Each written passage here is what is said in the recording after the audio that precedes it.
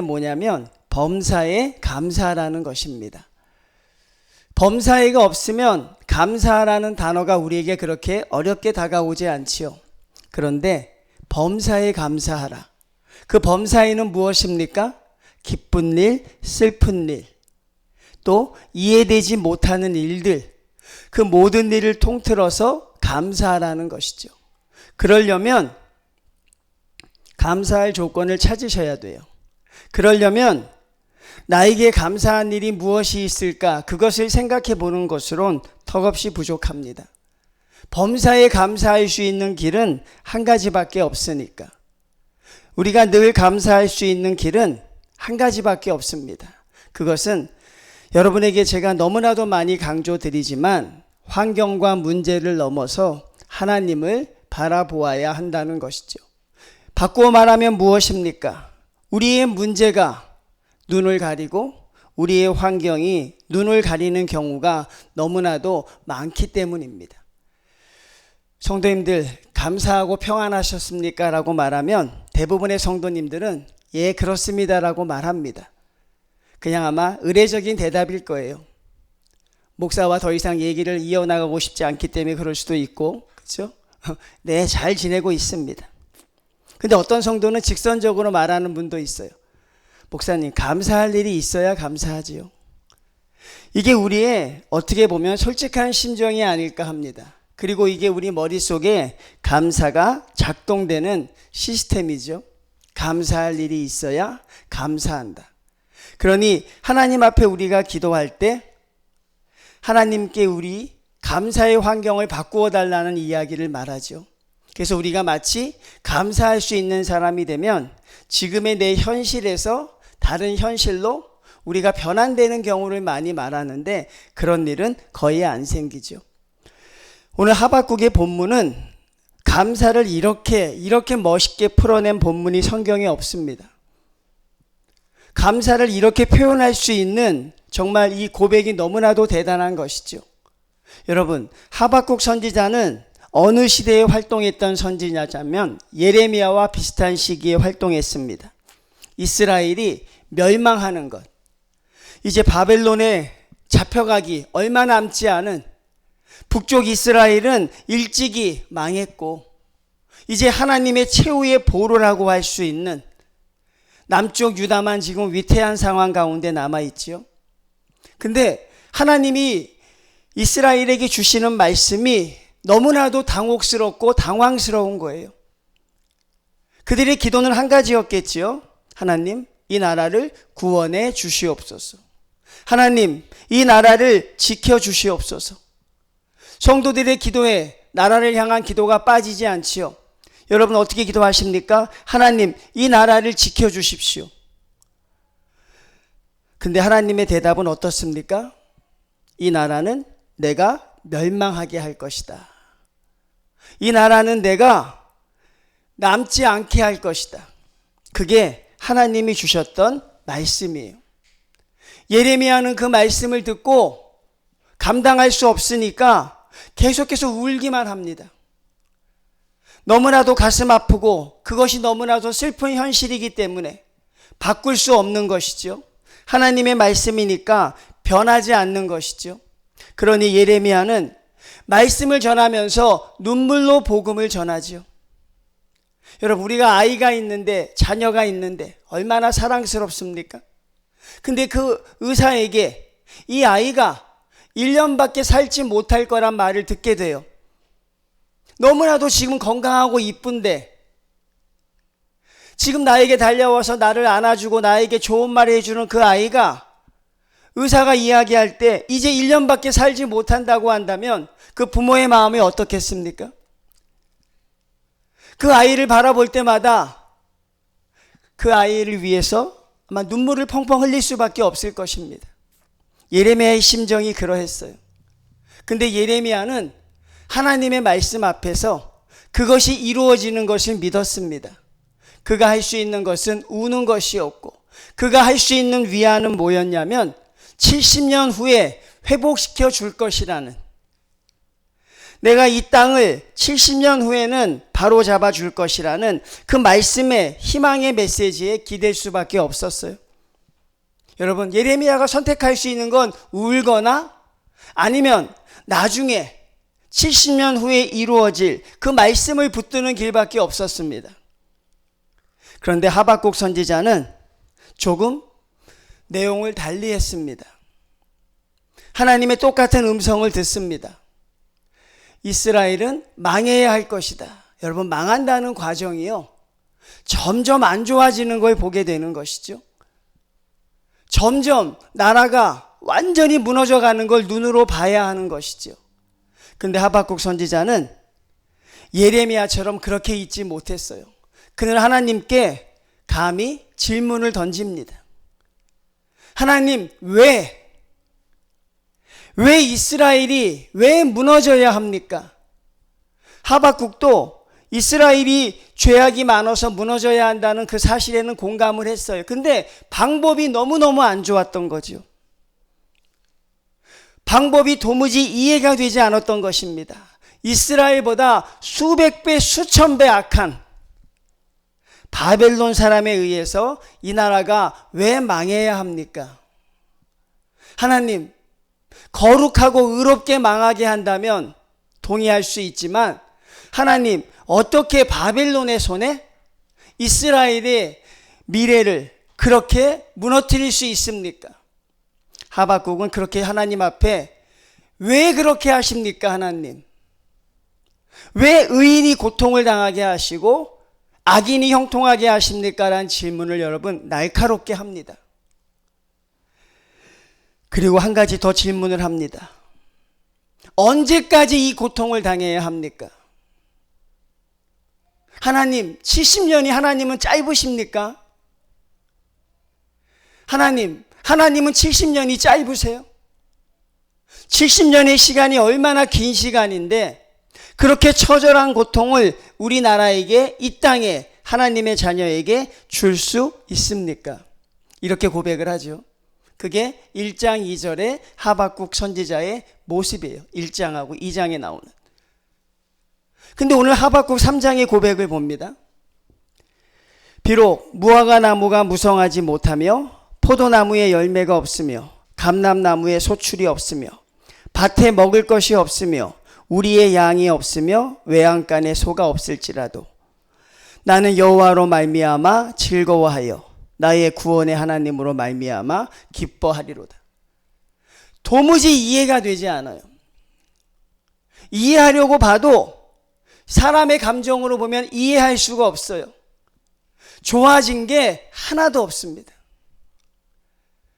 무엇인가 희망을 가질 만한 것이 하나도 없어요. 말씀을 분석해 드리면 무화과 나무가 무성하지 못하다는 건 이제 먹을 게 없다는 것입니다. 이제 굶어 죽어야 한다는 것이죠. 우리 이 세상의 삶의 형편으로 보면 완전히 경제적인 파산을 의미하는 것입니다. 포도나무에 열매가 없고, 열매가 없다는 게 무엇입니까? 기쁨이 사라졌다는 거예요. 우리는 소소한 기쁨을 누리며 살 수 있지요, 성도님들. 아무리 인생이 힘들고 어렵더라도 그래도 우리가 기쁨을 가질 수 있는 부분이 있어요. 그런데 이스라엘 백성은 이제 어떤 기쁨도 없다는 것이에요. 그리고 여러분, 감람나무에 소출이 없다는 것은 이스라엘 백성들의 이제 먹고 사는 문제가 완전히 끊겼음을 말하는 거죠. 하박국 선지자가 하나님 앞에 왜 그러십니까, 하나님? 언제까지 그렇게 하시렵니까? 라고 하나님 앞에 항변할 때보다 상황이 더욱더 안 좋아졌어요. 그때는 그래도 견딜만 했거든요.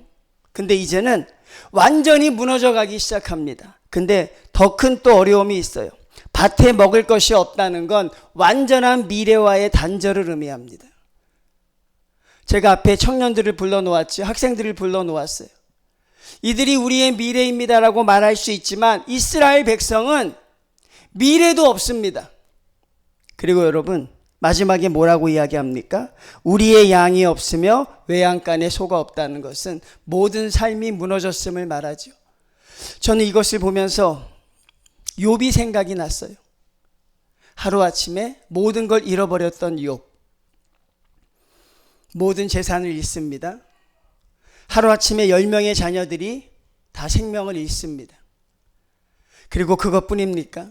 미래를 담보할 수 없도록 몸에 중병을 주십니다.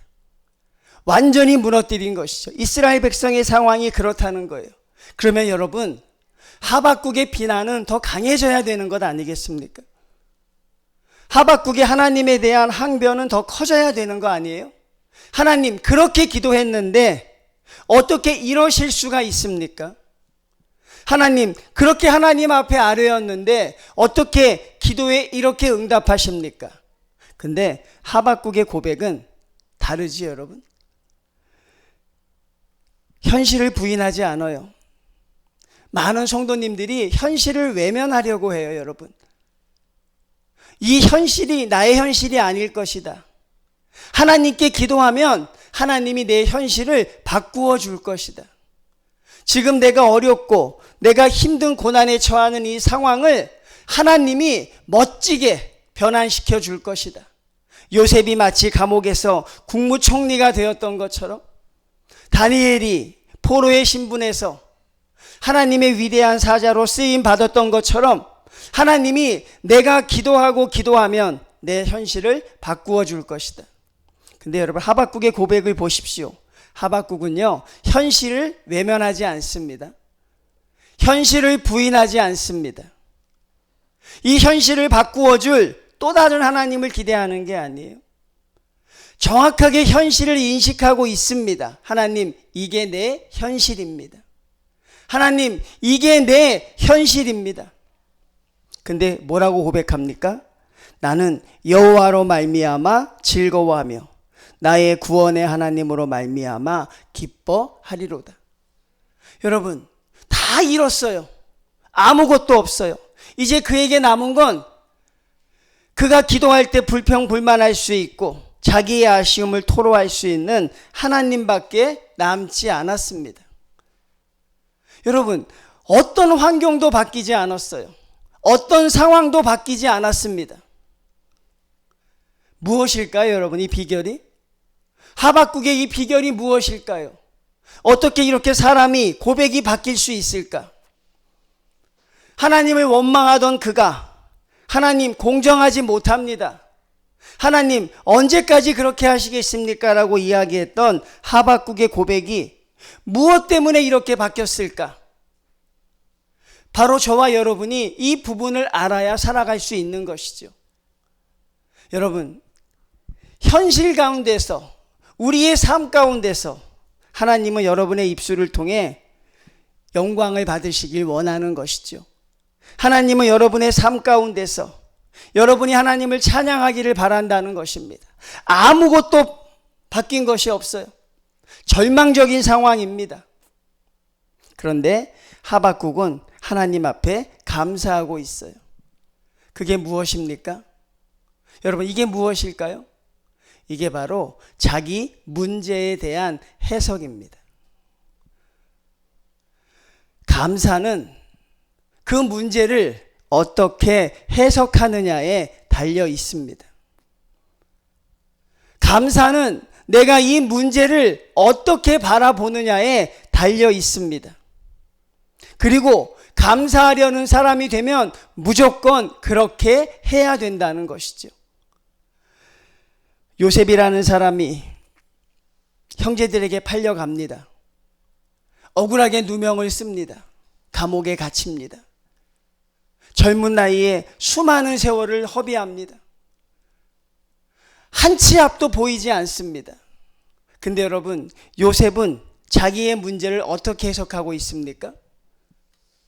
하나님이 지금 나를 이렇게 대하시는 것은 나를 버리신 것이 아니라 하나님이 나와 함께하고 있다는 것을 늘 고백합니다. 하나님이 나로 하여금 선대하시기 위하여 나를 이렇게 인도하고 계신다. 여러분, 그게 요셉의 해석이었어요. 여러분, 문제를 가지고 어떻게 해석하느냐가 굉장히 중요하죠.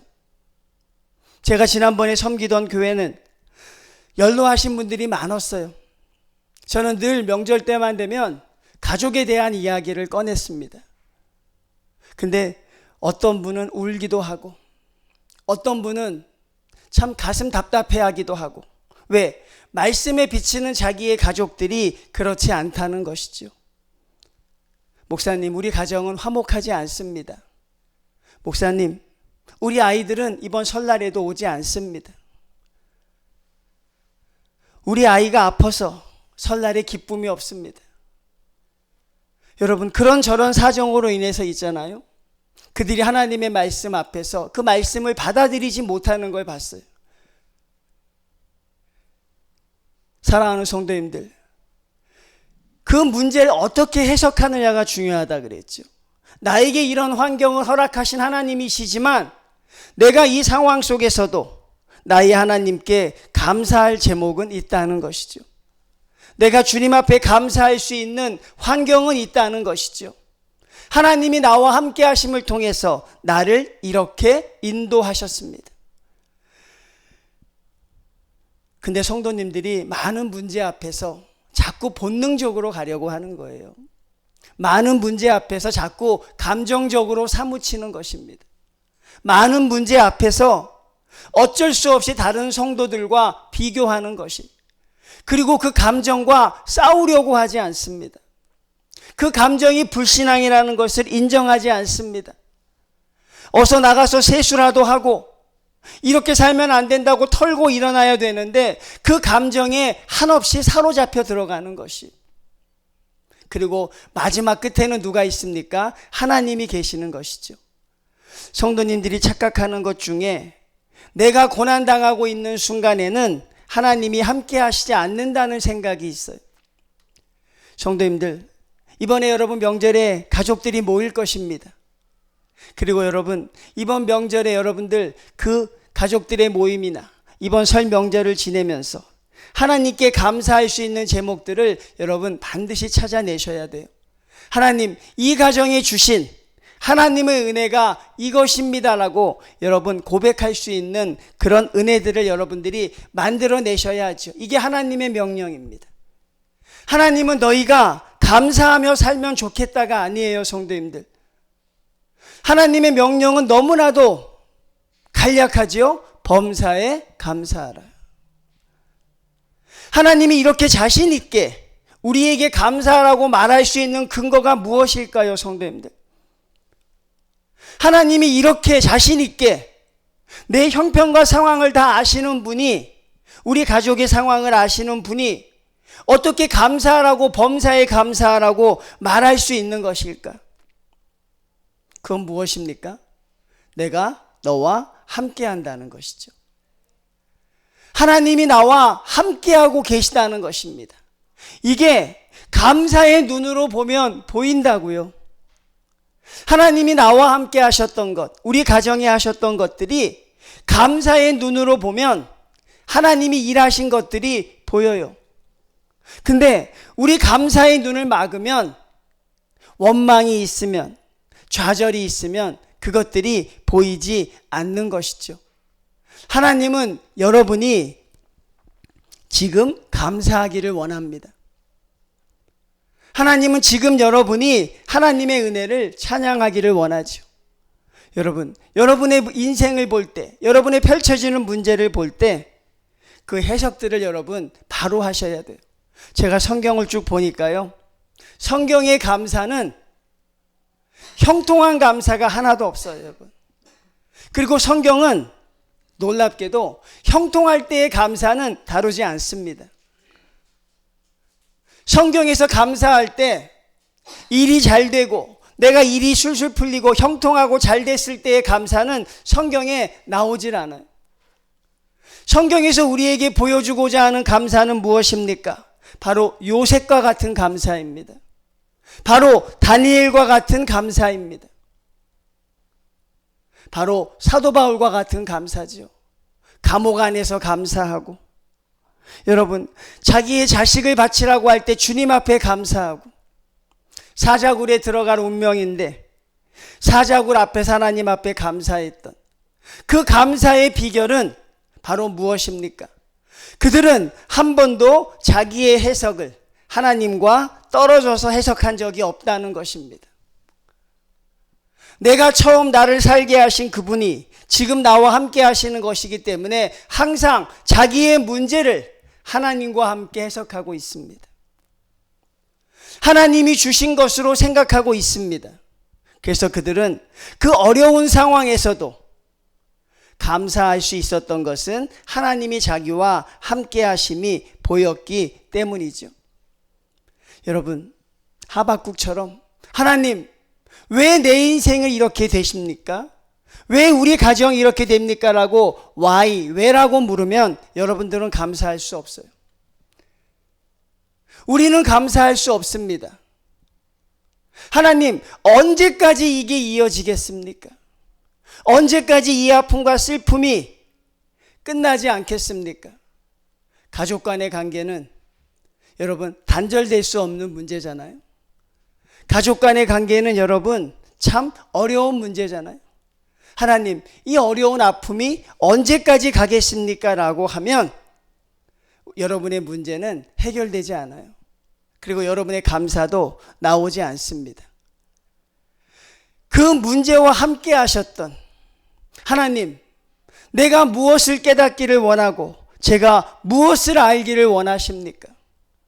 그것을 깨닫는 여러분의 문제의 해석이 새롭게 정립될 때 우린 하나님 앞에 감사할 수 있는 성도로 살아가는 것이죠. 여러분의 가정은 무조건 행복해야 합니다. 믿습니까? 성도의 가정은 무조건적으로 행복해야 합니다. 여러분의 가정은 무조건 감사가 넘쳐야 합니다. 그러기 위해서 여러분, 우리는 하나님이 우리 가족과 여러분에게 함께 하셨던 그 하나님의 뜻을 발견할 수 있어야 하는 것이죠. 하박국 선지자 여러분, 하나님, 앞으로 어떻게 될지 모르겠습니다. 여러분, 이 일이 잘 될지, 이 일이 어떻게 될지 하나님 모릅니다.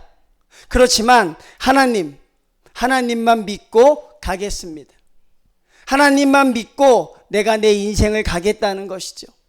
그럴 때 우리 성도들의 삶 속에서 감사가 넘쳐나는 것입니다. 성도님들, 그 하나님을 깊게 만날 수 있는 시간이 바로 고난의 시간이죠. 하나님이 허락하신 환경과 하나님이 나에게 주신 은혜의 시간들이 점점 약해져 가지 않도록 여러분, 이번 설날을 통해서 하나님이 여러분에게 주시고 있는, 지금 공급해 주시고 있는 그 끝없는 은혜를 여러분들이 발견하셨으면 좋겠습니다. 하나님, 이 가정을 통해 일하심을 감사합니다. 하나님, 우리와 함께 하심을 감사합니다. 그 성도들의 가정은 그래야 되는 것이죠. 우리의 주인공은 여전히 예수님이 되셔야 한다는 사실이에요. 성도님들, 마음을 뺏기면 안 돼요. 여러분들, 마음을 뺏기면 감사를 다 뺏기는 것입니다. 이 마음이 너무나도 쉽게 뺏겨지는 거죠, 여러분. 은혜로 무장해도 작은 말 한마디에 이 감정이 쉽게 날아가는 경우가 얼마나 많습니까? 목사님 한 분이 계셨어요. 그분이 토요일날 성도들을 위해서 한 사람 한 사람 생각하며 말씀을 잘 준비합니다. 기쁨이 넘쳤어요. 이 성도에게 이 말씀을 주면 얼마나 좋을까. 그리고 주일날도 기쁜 마음으로 교회에 왔습니다. 그리고 말씀을 보면서 이 말씀을 전할 때 성도들이 참 좋겠다는 생각을 하며 흐뭇해했어요. 근데 그 말씀이 한순간에 빼앗겨지는 순간이 있었어요. 그게 언제냐면, 권사님 한 분이 대표 기도를 하는데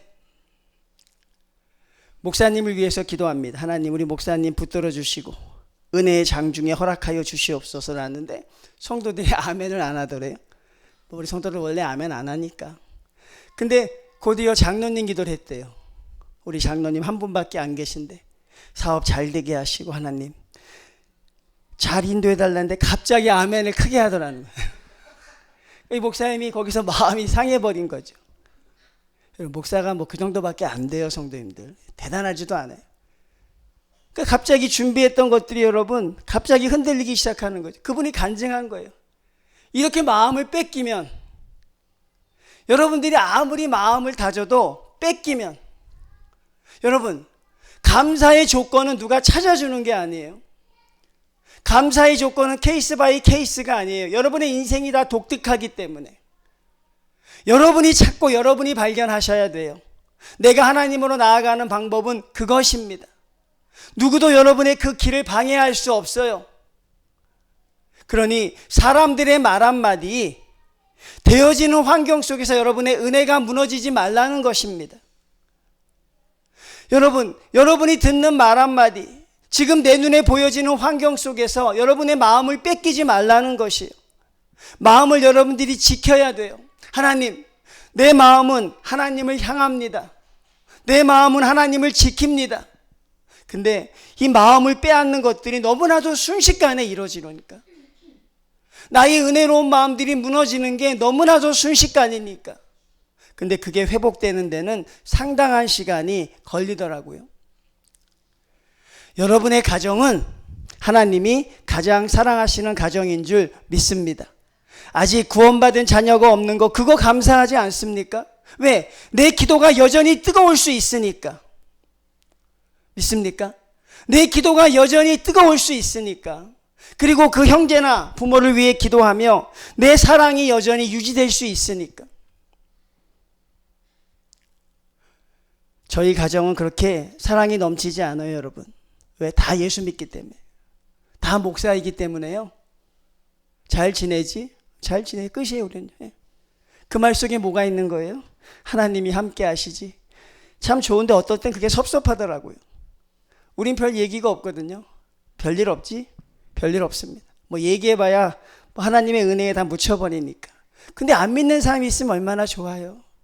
그를 위해 기도할 수도 있고 하나님 자랑도 할 수 있고. 전 안 믿는 가정이 있는 성도들이 가끔 부럽기도 하더라고요, 여러분. 여러분, 하나님의 은혜예요. 여러분의 기도가 여전히 뜨거울 수 있잖아요. 그리고 더 놀라운 사실은요, 그 사람이 바뀌어가는 모습을 볼 수 있는 기회가 있습니다. 그렇게 하나하나 감사의 조건을 찾아가라는 것입니다. 그리고 여러분의 마지막은, 결론은 감사로 끝나야 하는 것이죠. 저는 성도님이 오늘 하박국 선지자의 고백처럼 상황이 하나도 바뀌지 않았습니다. 현실이 하나도 변하지 않았어요. 그럼에도 불구하고 그 하나님 한 분만을 붙잡고 여러분의 인생을 감사로 마무리해버릴 수 있는, 여러분의 인생을 감사의 사람으로 변화시킬 수 있는 그 믿음의 비법을 여러분들이 배워가셔야 한다는 것이죠.